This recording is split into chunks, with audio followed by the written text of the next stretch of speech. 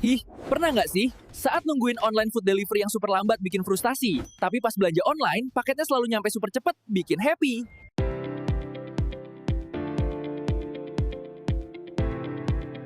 Halo mahasiswa, selamat datang di perkuliahan manajemen operasional.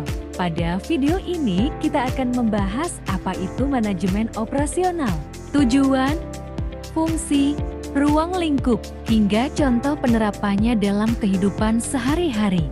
Manajemen operasional bukan hanya teori di kelas, tapi juga praktik nyata yang bisa kita temukan di sekitar kita.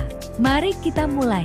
Manajemen operasional adalah proses mengelola sumber daya seperti manusia, bahan, mesin, modal, dan informasi untuk mengubah input menjadi output berupa barang atau jasa. Tujuannya sederhana, agar proses berjalan efisien, hemat biaya dan waktu, serta efektif sesuai kebutuhan konsumen. Kalau Anda pernah melihat warung makan yang selalu ramai karena cepat, enak, dan murah, itu contoh manajemen operasional yang baik. Jadi, manajemen operasional sebenarnya hadir dalam kegiatan sehari-hari, meskipun kita sering tidak menyadarinya. Ada 5 tujuan utama manajemen operasional: efisiensi, efektivitas, kualitas, produktivitas, dan daya saing.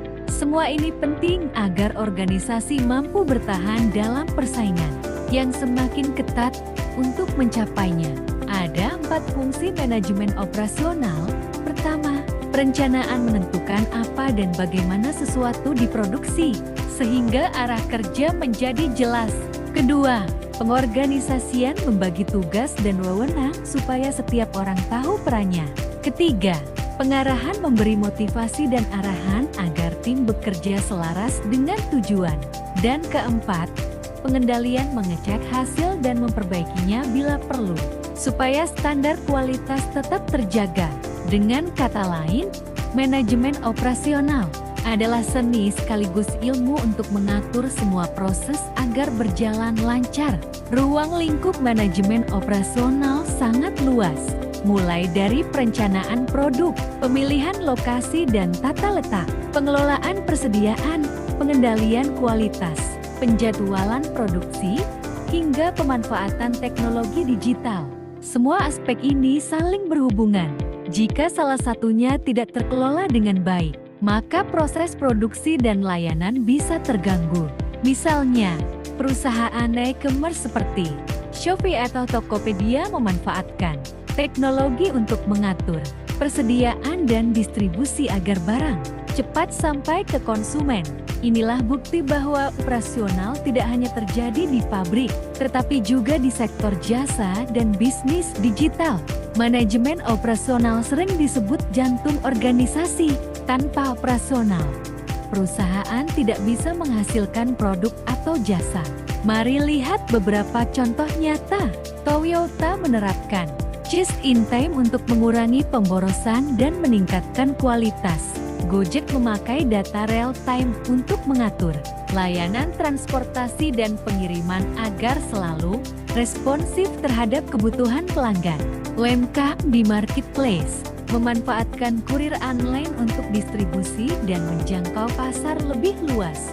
Semua contoh ini menunjukkan bagaimana operasional membuat organisasi bertahan, berkembang, dan bersaing. Tanpa pengelolaan operasional yang baik, perusahaan besar sekalipun bisa kehilangan keunggulan di pasar. Coba bayangkan organisasi seperti tubuh manusia. Operasional adalah jantung yang memompa produk dan jasa. Pemasaran adalah mulut yang menarik konsumen. Keuangan adalah darah yang mengalirkan dana. Dan sumber daya manusia adalah otak yang mengatur. Kalau jantung berhenti, seluruh tubuh tidak akan berfungsi. Begitu pula organisasi tanpa manajemen operasional, semua strategi dan rencana tidak akan berjalan.